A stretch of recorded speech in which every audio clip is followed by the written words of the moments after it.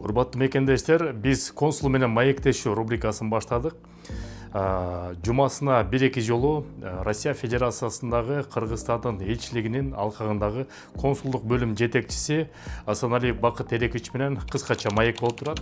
Ошо суроо жооптор болсо, ошол видеонун астына комментарий жазып тургула. Ар бир жума сайын жолуккан сайын актуалдуу суроолорду Бакыт Эрекичке берип турабыз.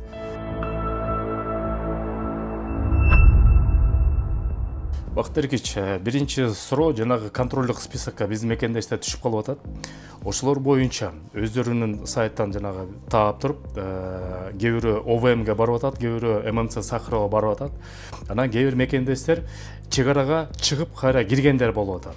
Учкандар да болуп атат, бирок учкандар кирип атканын билбейм, бирок машина менен кирди чыкты кылып кайра кирип, ошол мекендештер кандай, легалдуу болобу чыгышына же легалдуу болбойбу? Негизи Россия Федерациясынын президентинин 1126 указынын алкагында же Россиядан өз ыктыяры менен 30 апрелге чыгып кетүү, же болбосо Сахаровага же райондук полиция бөлүмдөрүнө барып өзүнүн мыйзамдаштыруу каралган. Бирок бизде бул маалымат бар. Бүгүнкү бул маалыматты, сиз айткан маалыматты Россия Федерациясынын ички иштер министрлигинен миграция боюнча маселелер боюнча бөлүм башчысы Казакова менен жолугушуу болуп өттү ВКС форматта. Мен дал ушул суроону тактадым. Ал кишинин айтуусунда Россия тарапта да бул маалымат бар экен. Чыгып кайра киргендер. Эгер чыгып кайра киргенде кирүүгө тыюу салынбаган жарандар указдын алкагында 30 апрелге чейин өзүнүн мыйзамдаштыруу зарыл.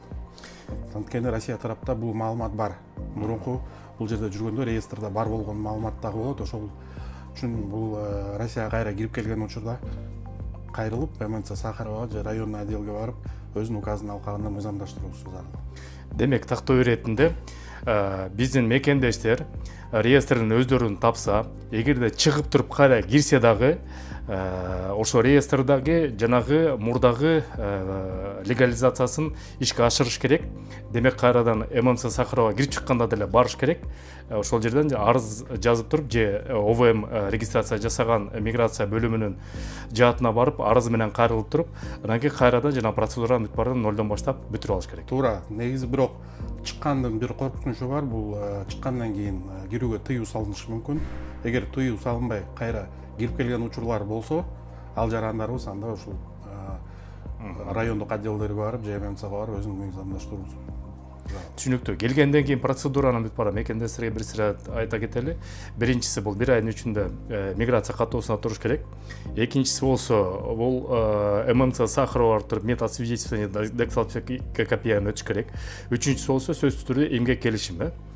Эмгек келишими ошол эки бир сөз болуп атат. Налог базасы менен ички иштер базасын бириктирди деген.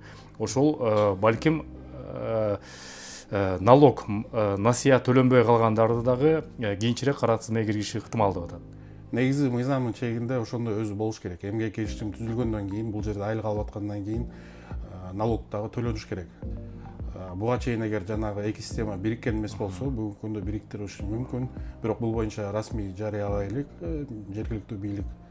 Бирок негизи бул ушу мыйзам чегинде ошондой каралган. Дагы мекендештерге айта кетчү нерсе, кээде эмгек келишим түзө албай калса, юрлицо менен анда гражданско-правовой договор деген да бир ыкма бар. Ошол боюнча кыскача айтып коет. Бул боюнча да бар, бул жана самозанятость деп коет. Бул ошол кезде же юрлицо менен же жанагы жеке жак менен ошондой келишим түзүлөт. Бул договор на оказание услуг же гражданско-правового характера деп коет договор.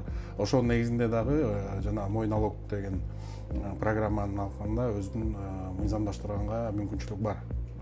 Анда бул тууралуу кийинчерээк көрүшөлү. Рахмат сизге, Бакыт Эрекич. Кийинки жолугушканча.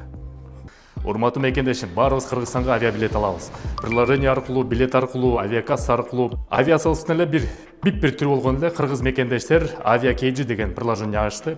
App Store'дон жана Google Play'ден көчүрүп алсаңыздар болот. Пайдасы Кыргызстанга түшөт, Кыргызстандын экономикасына түшөт. Себеби Кыргызстандын уюму. Aviakg'ни көчүрүп алыңыздар, ошол жактан алыңыздар. Авиациялыкта эч кандай айырмасы жок. Пайдабыз Кыргызстанга тийсин.